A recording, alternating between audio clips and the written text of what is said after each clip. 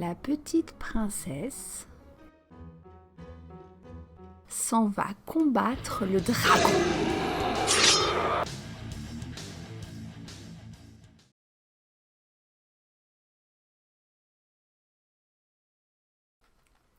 Bonjour à toutes et à tous et bienvenue sur mon curieux booktube féministe.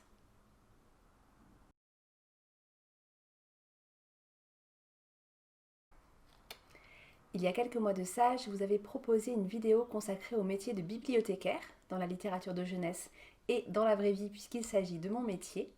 Et j'avais vraiment pris beaucoup de plaisir à réaliser cette vidéo. Donc j'ai eu envie de décliner en fait cette idée et de vous proposer une vidéo autour d'un autre métier, du moins d'un ensemble de métiers, en consacrant cette vidéo aux femmes scientifiques dans la littérature de jeunesse. C'est ma lecture de Radium Girls de Si dont je vous ai parlé dans ma précédente vidéo et que j'ai adoré, qui m'a donné envie en fait de me pencher sur Marie Curie, parce que je me suis rendu compte que, à part peut-être le paragraphe que j'avais appris sur elle en CM2, je ne savais pas grand-chose de son histoire et donc de ses découvertes scientifiques.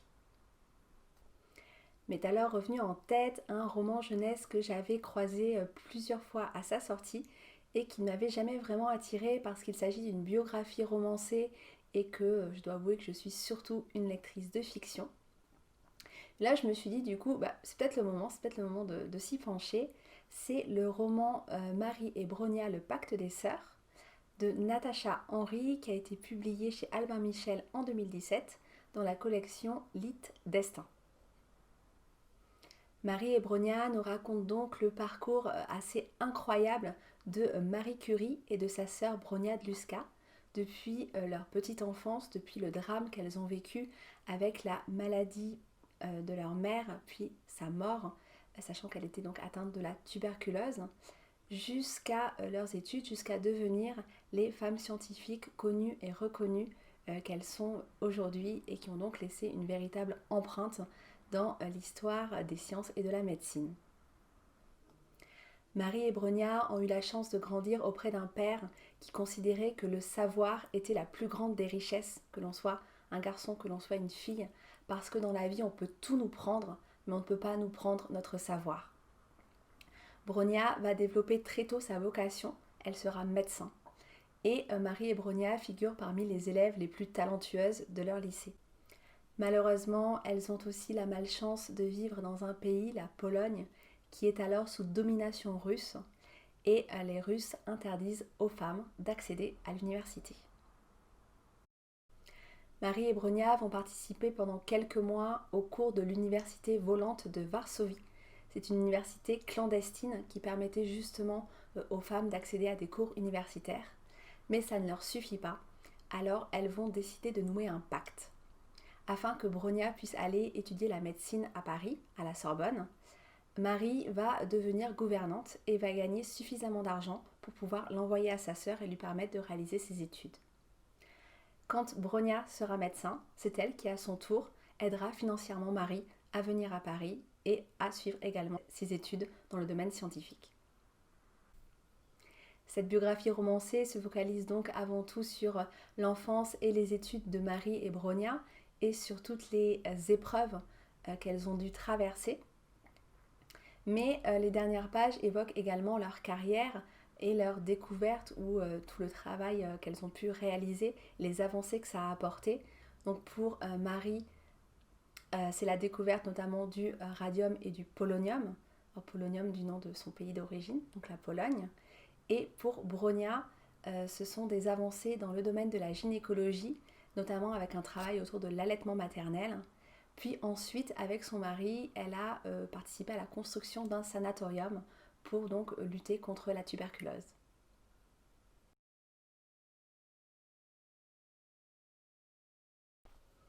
Je vous parle de ça parce qu'une autre de mes lectures a fait écho à celle-ci. C'est le roman jeunesse à partir de 8-9 ans d'Ellie Irving qui s'appelle L'effet Mathilda, qui a été publié chez Castelmore en 2018. Mathilde Amour a 12 ans et sa passion c'est d'inventer des choses. Alors elle participe au concours de sciences de son collège et elle est persuadée de remporter le premier prix. Mais malheureusement, elle va échouer parce que le jury va considérer qu'il est impossible qu'elle ait réalisé toute seule cette invention parce qu'elle n'est qu'une petite fille. Mathilda va évidemment être extrêmement heurtée par cette injustice, d'autant plus que le soir même donc, elle découvre qu'en fait un homme va remporter prochainement le prix Nobel pour la découverte d'une planète, alors que c'est en réalité le travail et les calculs de sa grand-mère qui ont permis à cette découverte. Donc là, pour Mathilda, vraiment, c'en est trop. Et donc là, voilà partie avec sa grand-mère dans un road trip totalement abracadabrant avec des personnages incroyables, donc c'est assez drôle, dans l'idée d'aller donc à la remise du prix Nobel en Suède pour faire connaître toute la vérité sur la découverte de cette planète. L'effet Mathilda, qui donne son titre au roman, est un phénomène malheureusement réel de déni ou de minimisation systématique de la contribution des femmes scientifiques dont les travaux sont le plus souvent attribués à leurs collègues masculins. Il s'agit d'une théorie conçue au début des années 80 par l'historienne des sciences Margaret Rossiter, qui rend hommage avec ce nom à l'autrice et abolitionniste féministe Matilda Joslyn Gage, qui, dès la fin du XIXe siècle, avait remarqué qu'une minorité d'hommes avait tendance à s'accaparer la pensée intellectuelle des femmes. À la fin du roman, un dossier présente les scientifiques préférés de Mathilda, et parmi elles et eux, un certain nombre de femmes qui ont justement souffert de l'effet Mathilda. Parmi elles, on trouve Jocelyn Bell Burnell, astrophysicienne, qui a vu son supérieur remporter un prix Nobel pour sa propre découverte à elle. Elle est la première à avoir découvert le pulsar. Parmi elles également Rosalind Franklin, dont le travail a permis à 2 chercheurs de découvrir la structure de l'ADN. Je vous laisse deviner qui a remporté le prix Nobel pour cette recherche. Spoiler alerte, ce n'est pas Rosalind Franklin. La lecture de ce roman a, comme je vous le disais, fait écho en moi à celle de Marie et Bronia, puisque quand les travaux de Pierre et Marie Curie commencent à gagner en importance, l'Académie scientifique de Paris va proposer la seule candidature de Pierre donc pour l'obtention du prix Nobel de physique. Et c'est le fait que parmi les membres du jury, donc en Suède, un des membres connaisse le travail de Marie et son implication dans ce travail de recherche, qui va permettre que tous les deux, avec un troisième scientifique, reçoivent donc ce prix Nobel en 1903. Et Marie Curie est alors la première femme à recevoir cette distinction. En 1911, elle va recevoir un second prix Nobel, celui de chimie, pour ses travaux sur le radium et le polonium. Et là, ce n'est pas seulement la première femme, mais aussi la première et la seule personne à avoir remporté un prix Nobel dans 2 disciplines scientifiques différentes. Si vous suivez l'actualité, vous avez peut-être entendu parler récemment de la biochimiste américaine Jennifer Doudna et de la microbiologiste française Emmanuelle Charpentier, qui ont obtenu donc cette année le prix Nobel de chimie pour avoir mis au jour un outil qui s'appelle les ciseaux moléculaires. Et je pense que Mathilda aurait adoré cette information parce que c'est la première fois qu'une équipe 100% féminine remporte un prix Nobel dans un domaine scientifique. Sur cette même thématique des femmes scientifiques dont la contribution pourtant essentielle a longtemps été gommée de l'histoire, j'ai lu une autre biographie romancée donc dans la même collection chez Albin Michel qui s'intitule « Combien de pages jusqu'à la Lune ?», qui a été écrite par Carole Trébor et publiée en 2019. Ce roman est consacré à Katherine Johnson, mathématicienne noire ayant dépassé tous les obstacles jusqu'à travailler à la NASA et réaliser les calculs qui ont permis à la mission Apollo 11 d'aboutir et donc à Neil Armstrong et Buzz Aldrin de marcher sur la Lune, mais aussi et surtout d'en revenir en vie. Enfant surdouée, passionnée par les mathématiques, elle aussi a eu la chance d'être entourée par une famille incroyable et d'être accompagnée et guidée par des professeurs qui ont eu pour objectif de faire d'elle la meilleure mathématicienne. Alors elle avait bien conscience que tout ce travail n'aboutirait pas dans l'immédiat, parce qu'elle était femme et surtout parce qu'elle était noire à une époque où la ségrégation existait encore dans nombre d'États américains. Mais elle serait la meilleure pour le jour où la société aurait assez évolué pour apprécier, comprendre, prendre en compte le talent de Katherine Johnson. Elle a d'abord intégré la NASA en tant que calculatrice humaine. Et là encore, on n'est vraiment pas loin de l'effet Mathilda, parce que donc ces femmes réalisaient des calculs qu'elles transmettaient ensuite aux ingénieurs, des hommes blancs, qui, si les calculs étaient bons, allaient s'approprier ce travail et dire voilà, que c'était grâce à eux. Et si jamais il y avait des soucis dans les calculs, évidemment, c'était la faute des femmes qui avaient fait le travail.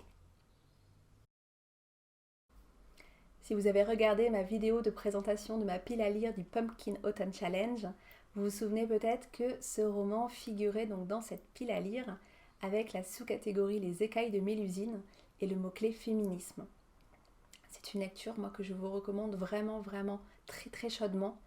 Je l'ai trouvée très forte, je l'ai trouvée très émouvante. Moi ça m'a beaucoup touchée, toute cette violence à l'égard des Noirs aux États-Unis, toute cette force qu'a dû mettre Katherine Johnson pour jamais baisser les bras et pour être ce qu'elle voulait être. C'est vraiment une lecture à conseiller.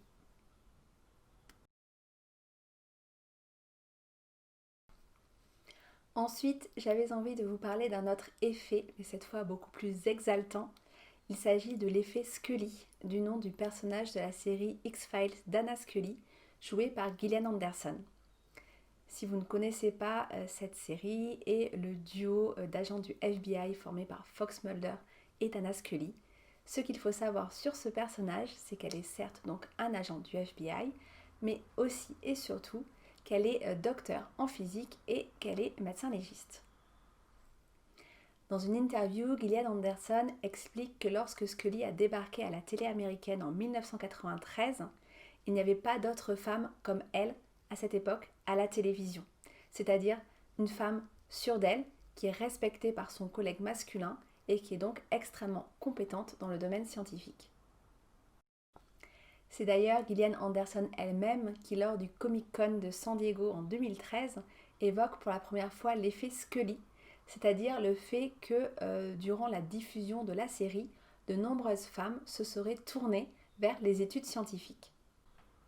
Pour démontrer la véracité ou non de cet effet Scully, l'Institut Gina Davis sur le genre dans les médias a réalisé en 2018 un sondage qui visait à démontrer si le fait d'avoir regardé cette série était un des facteurs qui avait conduit des femmes à travailler dans le domaine scientifique. Eh bien, la réponse est oui. Les femmes qui ont regardé la série ont 50% plus de chances d'évoluer dans le domaine scientifique. Et parmi les répondantes travaillant donc déjà dans le domaine scientifique, les 2/3 ont expliqué que Scully avait été pour elles un modèle. Ce que ça nous montre encore une fois et que je vous ai déjà mentionné à plusieurs reprises, c'est l'importance de la représentation de toutes et de tous dans la littérature, dans le cinéma, dans les séries télévisées, donc dans tous les médias.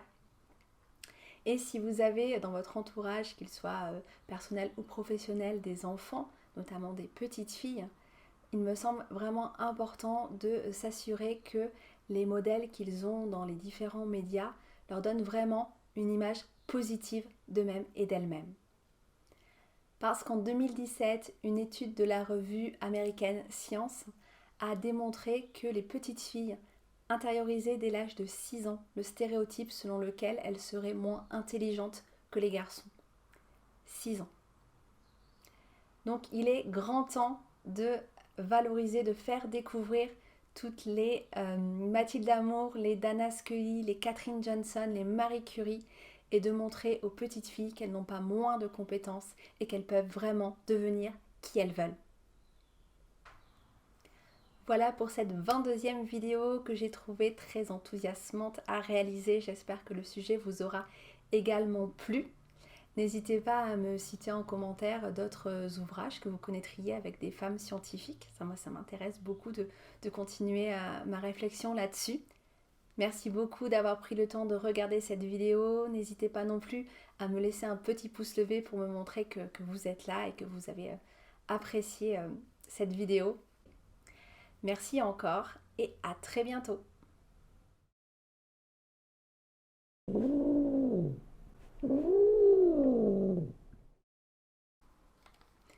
Il y a quelques mois de ça, je vous avais une...